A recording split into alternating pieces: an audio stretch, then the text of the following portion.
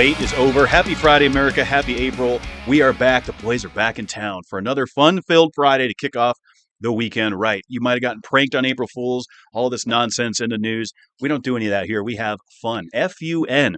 F-fun. You've heard of it. It's a great time here on Happy Friday America on the Discussion Combustion Production YouTube channel. My name is Kevin Batstone, ready to push some buttons, talk about some crazy articles. I couldn't do it, of course, without my man across the table. That's Arthur, the saucy but bossy Rawe. Hey, you gotta whistle through the wheat fields sometimes in life and find your way through the darkness. I promise there is light at the end of the tunnel. Welcome into Happy Friday. We got to keep digging, letting it rip, tater chipping. Today in history, Art, April 4th, what do we got? April 4th, what we got in 1789 is where I'm gonna start, and we're keeping it America orientated here. First United States Congress. First Congress begins regular sessions during George Washington's presidency at Federal Hall, NYC. Let's give it up for the Congress. I mean, things were just, it was different back then. A little simpler. I could go on a side note. I've been listening to some audiobooks, and one of the books is about top 50 books to read for mental health. And one interesting thing is they're talking about like Roman writing and how the psychology behind that is still true to the original U.S. Constitution as well. So that's kind of fun stuff. 1968, this one's a little sad. Martin Luther King Jr. was assassinated on this day, and then riots broke out in over 100 cities in the United States after that assassination. Obviously, a prolific figure in American history and human rights. Thank you, Dr. Martin Luther King Jr. Was he a doctor? He was a doctor. Oh, excellent. Solid lad, Dr. King. Dr. King, 1994. Hey, it's that time. And actually enjoy the game yourself, Kev, because you're going to Rockies opening day. It's opening day in Denver, Colorado for the Colorado Rockies. They're taking on the Oakland Athletics. Of course, official MLB opening day was last week, but the home opener is today. Okay, well, there you go. Well, in 1994, the largest opening day crowd at Yankee Stadium ever, well, up until that point in time, 56,706 people. That's a lot of people. That's a pretty good crowd. Those are rookie numbers compared to a NASCAR audience. But whoa, look, America's pastime, baseball, people love it. We talked about how many hot dogs are eaten. A lot. I don't know, America. Would you rather watch NASCAR or baseball? Which one's more boring? You can let us know in the comments. I'm messing around with you, man. 2009, 24th Rock and Roll Hall of Fame inductees. There's a lot of them in here, but I wanted to call out Metallica. Yeah. Because I know that's one of your favorite ones. Some of the other ones, Run DMC, Bobby Womack, Jeff Beck, Little Anthony, Wanda Jackson, Bill Black, DJ Fontana, and Spooner Oldham. I think I might have missed one, but a lot were inducted on this day. And then in 2013, 9 people were killed during an axe-murdering rampage in Chhattisgarh State, India. I didn't even know about this. It's not American news. But yeah, in 2013, there was like a wild man with a hatchet running around. And I don't know anymore beyond the fact that 9 people lost their lives. Sometimes I like to highlight the good times in history. Sometimes we highlight the fires and some disturbing things in history. If you watched Discussion Combustion yesterday, you know you got to become a jester within the chaos. That's today in history. It's not always going to be pleasant. History is not always a good thing. We can't just go erasing some of it because we don't like it. So we got history for a reason, Art. Mm-hmm. Bringing it back to the states here, I'm going to take it up to our friends in Idaho. The governor of Idaho just signed a bill, Mr. Governor Brad Little, House Bill 270, basically updates the indecent exposure law, if you will. So what this does now is it bans the public exposure of genitals, which we already knew was indecent exposure to begin with, but it adds like an asterisk to it. So male breasts that are like altered to look like females, apparently if and get implants, they can still technically, before this law, walk around with their man tits out. Truck nuts, the balls that hang off trucks, those are now considered mimicking genitalia and be considered indecent exposure. I'm not sure about that one. That one's a little bit confusing because they go on to say that it affects it's affecting the kids. They're seeing it. But then I got to thinking, I'm like, well, what about when they go to the barnyard or they see balls on a dog or something? Like, yeah, balls exist in the wild. Truck nuts, I think, are stupid. Anyone that puts those on their truck. It's beta. But I don't really think like they need to be banned because, they don't need to be banned. They're not offensive to me. No, it's a great identifier to like see who's a fucking idiot. Yeah, it's usually predictable who's driving those vehicles. Yes. But in any case, this bill passed. Breastfeeding is exempt on this law, so Okay. which I support. I think women should be able to feed in nature the way that nature was intended, Yeah. right? So there's a couple of things here that are still going to be allowed. Before people start getting all wild and crazy, you can still breastfeed in public, Yeah. but basically it's cracking down on public exposure of genitals, including fake ones. This would include dildos and other things that resemble Hmm. any sort of genitalia. So what's the penalty here? So the first one would be a misdemeanor crime. You'd basically just get off with an indecent exposure as a misdemeanor, and the second offense would be a 5-year felony. Wow. So that would be a felony record. I think I mean the whole breastfeeding thing's fine, but like overall I feel like this thing is very weak. Yeah. Like the fact that in America specifically, there's a lot of violence on TVs, like there's violent TV shows and like all this other stuff, but we're afraid of a naked human body. Yeah, I'm not really sure. So so it's like, normalize nudity as long as it's not like done in a sexual manner that's considered harassment or like sexual misconduct or something. Right. But hey, I believe boobs should be able to be out. We should normalize nudity. Didn't we do a free the nip? Yeah, free the nip and like let's get it like Europe. I think they have it better in that sense to where you like they have nude beaches, all the stuff. It's normal to see nudity out in Europe, but like violence is actually decreased on television and media, and it's the opposite here, which is ridiculous to me. So that's kind of my thoughts on this. I think this whole bill is weak, I and think it's yeah. whoever had to put this together, they're like overly sensitive people. Yeah, they're probably someone that got upset about it, and had long talks with other people that were upset about it. And they're really just catering to people that are upset about a lot of things. Yeah. And the fact remains that there's always things that people are gonna be upset about. Like, I'm not saying it's a free for all and everyone's fucking in the street. Like, there's a way to do it, Well, yeah. right? Like, and that's kind of what you were saying. Let's But keep it tasteful. just in general, the American society, I think, it is a little bit too weak to handle a lot of that stuff. But that's our opening article this week, Art. So if you're in Idaho, no more truck nuts for you.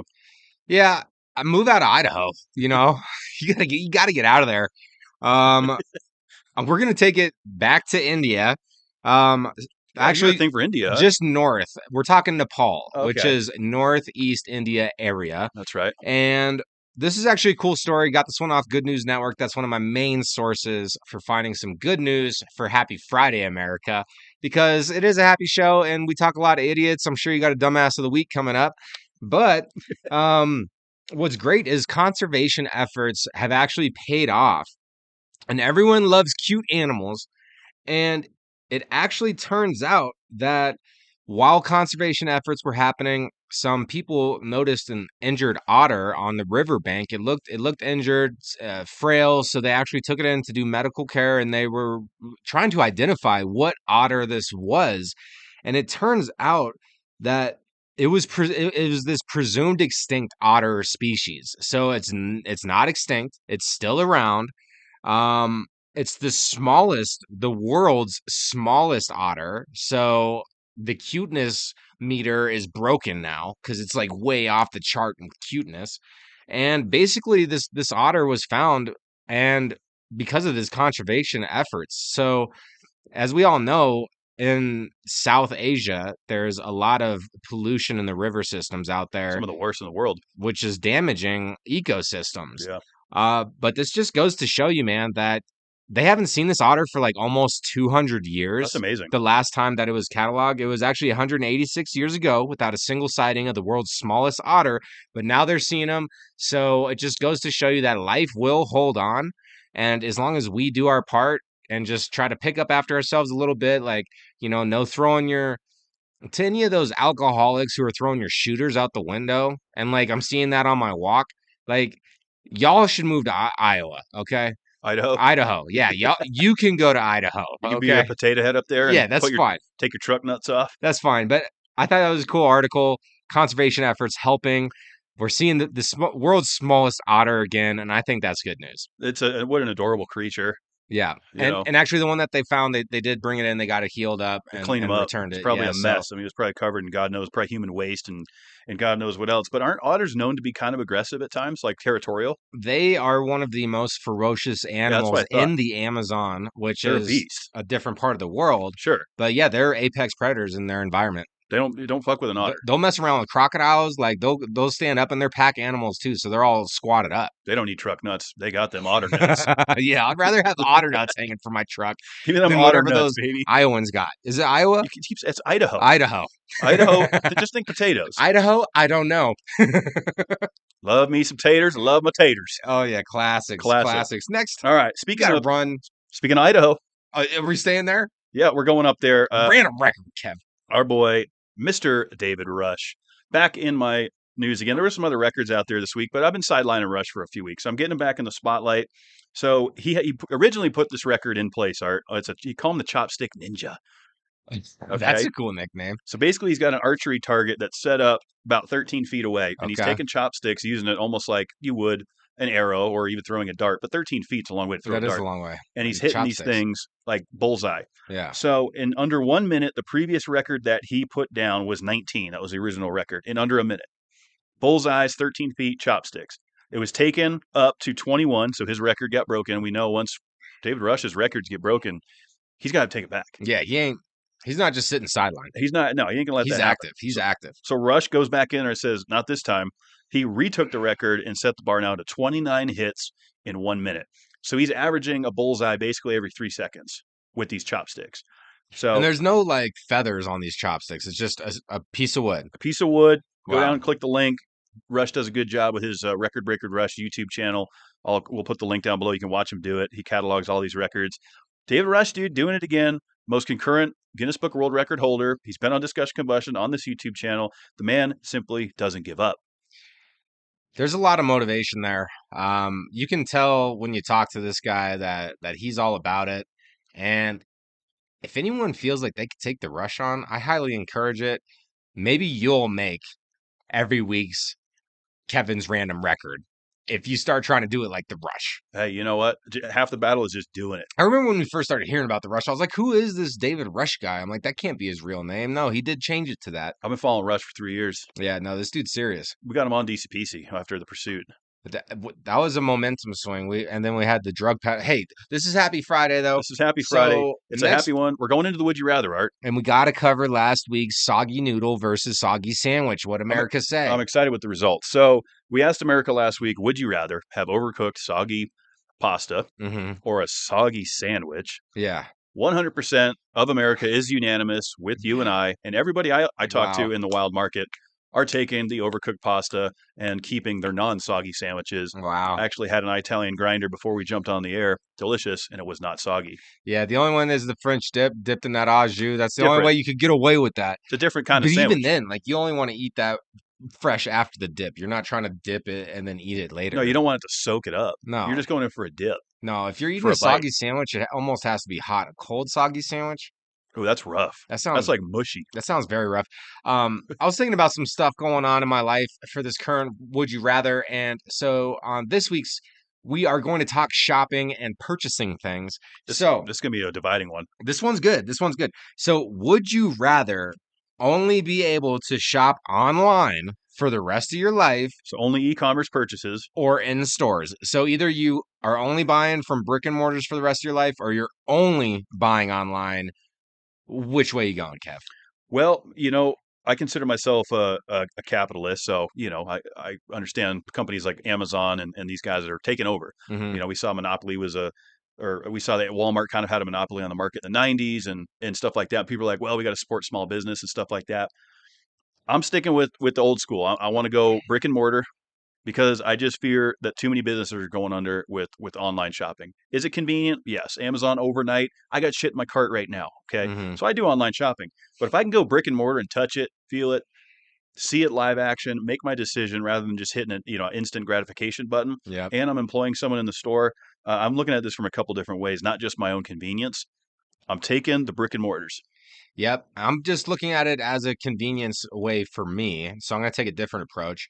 If I buy things online, I've done so many online returns because like it wasn't what I thought it was. It didn't quite fit right. So I'm constantly buying and returning shit. Yeah, You know, I'm actually going brick and mortar as well on my this man. one. And the main reasons why is you could go in there, tangibly touch it, actually feel it, really see if you want it or not. Yep. That's going to decrease spending because it's so easy to click and just buy stuff online. Oh yeah, that's fun. I could use that. You don't really need any of this shit, right? And then also there's just like that whole experience of leaving the house to go get something. Like Right. I definitely like to be a little bit more traditional in my life, and I feel like this is a better way to live. If I need something, I can go out and get it. Mm-hmm. So that's going to create a more productive human being. So I'm not just sitting on the couch being a lazy mf or buying whatever. So yeah, no more online purchases. I'm going into the store. I have a feeling that America is going to go heavily the other way, Yeah. just because we've all been conditioned. Here's where it gets tough, though, right? Like if you do go only online, or I'm sorry, if you go only brick and mortars like we are, like let's say you're looking for something very, very specific. Hmm. Like I'll use like a car part for an example. Sure, you can go to your local auto parts store. Maybe they'll order it for you. It'll be in a few days. Yeah. But like online, speaking from experience, I can find something directly for my car. Boom, it's ready to go quickly. So you might have to wait a little longer if you go the brick and mortar route, Yeah. and not have that instant gratification convenience of it being there in 2 days. You can still call and get stuff ordered, You but get stuff that's ordered. not online. Calling and placing an order, that's not No, online. you're calling a warehouse or a Yeah. distribution center. Yeah, we got that in stock. We can get that out to you. Yeah. Old school. Yeah. So I'm going brick and mortar. Mi esposa also went brick and mortar. So let's see where America goes. Obviously, we're going to put it up. You can vote on the Twitter/X page or leave a comment below. You guys keeping online shopping or going into the stores? I'm curious to see what people say on this one. I have a feeling America's going to go online exclusively. That's my prediction. We'll see. All right, I'm keeping it moving. My dumbass of the week. I Oh, don't I yeah. don't have his name. He's still on the loose. So Okay. this is a very bizarre article here. So we're talking about urine. All right. All right. A necessity, of course. Yeah, also known as pee, piss, whatever you want to call it. All right. Whiz. Whiz. So Portland, Oregon, a man had his trash bins out on the street. He's got his recycling. He's got his his regular trash. And he started noticing like they weren't picking up his recycling anymore. Like, what is going on in here? He looks in there and there was like multiple empty containers of piss, urine in his trash bins. Okay. And so this wasn't a one-time event. Like it kept happening, right? It started in September. Alex Van Doon is his name. This is the guy that's reporting this incident. And the recycling hauler refused to take the bins because it was considered a biohazard that it Yeah. had, human fluids in it. And so they said they would have taken it if you put it in the garbage bin, but that's beside the point. And so he's just frustrated. His what is it called? Neighborhood Watch Zoom ring footage or whatever hasn't got a clear picture of his license plate, so they can't quite figure out who the guy is. So they've got the neighborhood watch, everybody on it, trying to figure out who, how he's doing this. But I mean, he's got. If you scroll down and click the link, you'll see some of the pictures of this. This guy is specifically targeting this man's house, throwing jugs of urine into his recycling bin. So a couple questions here. Why would be the first part. Yeah. Like, why are you pissing in jugs? Maybe he's homeless. Maybe he's sleeping in his car. I was trying to figure out like the why behind this and why this house specifically. You'd think he would spread it out if that was the case. He wouldn't just pick this guy's house and his recycling bins. So the culprit used to live at that house when they were a child. You think? They got abused in this household, and now their life isn't going so good, and it's their way of like paying back their past. That's a very interesting theory. I'm not sure how you arrived at that, but Intuition, baby.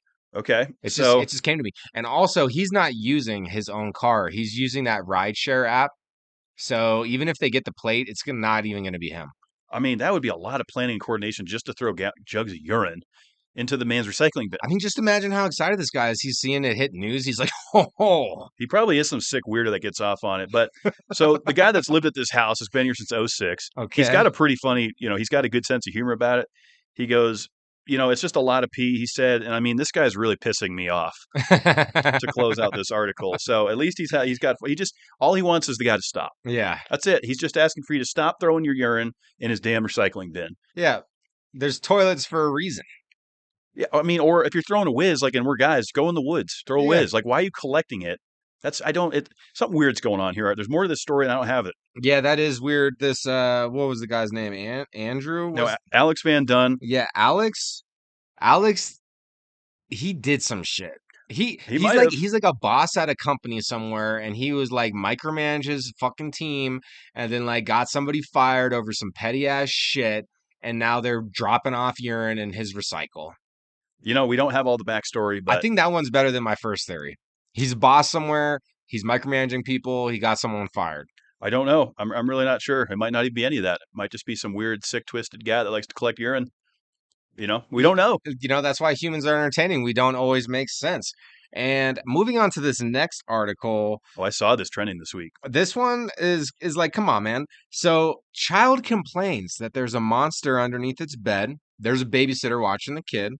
The babysitter goes into the bedroom to be like, "Hey, there's no monster. Don't worry about it." Looks underneath the bed and is face to face with a man That's creepy. that is not supposed to be there. That's creepy. So, the story behind this. The guy did used to live at this property. Okay, here we go again. But you see where I'm kind of getting this is a real story. I know. So, Well, so was the last one. well, yeah, but the theories. So he was banned from this property because of domestic violence, and they he basically is not allowed here anymore. He was arrested as well in the past. And so the babysitter's here, goes face to face with the man. And then the kid ends up getting knocked over because the guy's freaking out. So he's like trying to run out. He like pushes the kid over. The kid falls over. The police get there. He's gone. They can't find him. He was hiding underneath the bed. And so they're like looking around it's near Great Bend. It's a city with like about 15,000 people in there. So not too many people. Um, the next day they end up finding this guy, have to chase him down on like a foot race, and they get him. So he's rearrested. But the crazy thing about this is 10 days before he got rearrested, he posted bond for domestic battery and violence and protection from abuse order. So he got out of jail, and then 10 days later is like hiding in this house that he should not be in. And then he's now back in jail, and the judge ordered him to be jailed without bond. So Good. it's just like, what's going through your head? Like, This like obviously he probably didn't have to play a place to stay after jail, but it's like now he's back in jail. At least he has a roof over his head instead of a bed over his head. this guy might be the dumbass of the week. He's Actually, totally a dumbass of the week. I think he takes it. He might be. He seems like the type of guy too that would collect urine and put it in someone's recycling bin. And have truck nuts on his truck. Do we have a name of this guy? I didn't see a name on here. I did not. So Okay, we I'm don't not have a going to name. disgrace a random name, but this guy's definitely a dumbass of the week. We could probably find it on the arrest reports. I don't know if I want to do that much research, Yeah, but I wish I could call him out as the dumbass of the week. definitely dumbass. Well, I mean, we got some wild stuff going on, Art, and I'll tell you what else is kind of wild. We always talk about UFOs. We talk about the extraterrestrial life, Mhm. right? And how no one really talks about it. No one cares. Well, I'm going to talk about it. So they put a study out. Apparently, there's this app or this website called Giga Calculator, Okay. and it gives you these weird calculations of if there's an apocalypse or if there's an alien invasion, where's my safest bet? Okay. And so according to this, now the Pentagon has reported over 1,650 UFO sightings as of the end of 2024 that we know of. And so it calculated all of this information to go, where is the best state in America to be if there's an alien invasion? Okay. So I'm going to come right out of the gate and give you a guess at what was the worst state to be in as if an alien invasion happened. Worst state out of all 50. New York. Oh, Nevada. Nevada. You got it. Nevada was the worst state to be in, which I'm not quite sure why. I haven't really thought about that. I mean, I guess because everyone's gambling Area there. And 51. Area 51's going Yeah. on, so there's already a lot going on there. Yeah. So there was a lot of things that went into this. So I'll just give you Florida ranked number 6. They highlighted Florida in this article for some reason, probably because it has some of the most landmass of the top 10. But basically, what they looked at is how much water is around caves, the Everglades, obviously in Florida, thick woods, Like places to hide. and places that would make it difficult for what's speculated to be a UFO invasion. Mm-hmm. So number 1 was Virginia as the best place to survive, which I found interesting. Alabama, I can understand. A lot of backwoods down there, right? A lot of water, a lot of rivers. Massachusetts surprised me on this one. Massachusetts coming in at number 3. So shout out to my neighbor to the south there. Because, I mean, here's the thing about New England is it's pretty woodsy. a lot of lakes, a lot of things going on. You get outside of Boston and some of these other areas, it's very wooded. New York, upstate New York, same thing, right? A lot of woods. Minnesota, Florida, Wisconsin, North Carolina, Alaska, and Georgia. Hmm. Alaska also makes sense to me. I was surprised Texas didn't make the list just simply because of how many guns are there. I don't know if that was factored in or not. But interesting article. I would Maybe it's recommend. a bigger target then. It could be a bigger target because there's a lot of explosives and shit there. But yeah, read this article because there's like a lot of stats and stuff I'm not going to go into here. Just something fun to think about. It is really interesting. I need to resurface my own research on the UFOs and everything that people just breezed over. What was it, like 6 months ago? I was talking about that. I don't even think it was that long. It was like maybe 4 months. Yeah, I mean, it's just wild. People are more concerned with the division that mainstream media is pushing down everyone's throats, the propaganda, It's if you bad. would. The propaganda machine is really bad Yeah, right now. people are obsessed with that stuff, man. It's like, it's time to really open up our eyes and like look at the life around us. Stop watching the satire online. It's like we talked about with Richard Reed last night. You know, when you not stop caring about it, don't bury your head in the sand because I don't agree with that logic either. I keep up on what's going on, but I don't listen to other people's opinion on what's going on. I make my own opinion. Yes. I think too many people are influenced by someone else's outrage about a topic or a story, and then they just take that and adopt it as their own. So I'd like to see people do a little bit more of their own research and opinion development on certain things. Well, I'm just going to go ahead and say that we are not alone, Yes, and I believe aliens I exist, do too. and I believe that we've already had two-way communication with I might be an alien. them.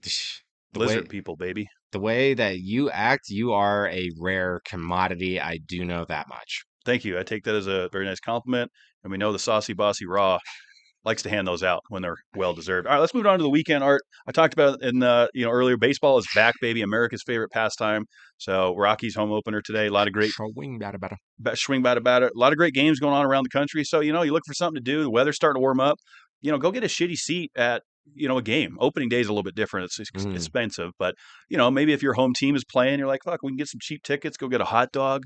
I think America is gonna choose baseball over NASCAR, Oh, and that 100%. would you rather? 100%. Yeah, they're I definitely don't even, choosing it's baseball. not even an argument.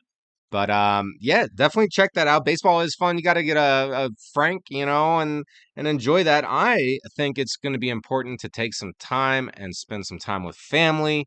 Yes, Our family is precious, and we don't realize that until we have scares or they're no longer in our lives. So it's important to create some memories and time with them. I agree with that, Art. And you can do that too, like, maybe a video call or maybe play video Hmm. games. Me and my dad like to play video games a lot. Check in with, your family, see how they're doing. Yeah, stay in touch. I might just have a Smash Bros tourney. I might just cancel it last minute. Still in the air on that. But if you like playing some games, play your favorite game. It's always fun to play your favorite game. I'm going to give a shout out, a big happy birthday to Crystal, Miss Pretty Girl. She will be here next week. Looking forward to seeing her. So hope you have a fantastic birthday weekend. Can't wait to celebrate it with you next weekend. And of course, NASCAR is in Darlington, South Carolina, one of my favorite racetracks. Art, this place has more nicknames than any other racetrack. The Lady in Black, the track too tough to tame, you name it, it is epic. All right. And we're doing throwback weekend this weekend. So all the paint schemes are going to be throwbacks to the Oh, 80s, that's going to the be cool. 90s. The announcers wear clothes from the 70s. The logos are old school. It's a lot of fun. It's a 400-mile race. We got our picks in. Match the gas Monday night. You already know. Way better than baseball. And thank you so much for tuning in to Happy Friday. Let's make it a fantastic weekend. Hit us up on the Instagram and Facebook pages. That is Happy Friday USA. On the X, that's Happy Fry, FRI USA. Shoot us an email with any comments, suggestions, Happy Friday America, gmail.com, and let's bring it in with the friction. Let's go.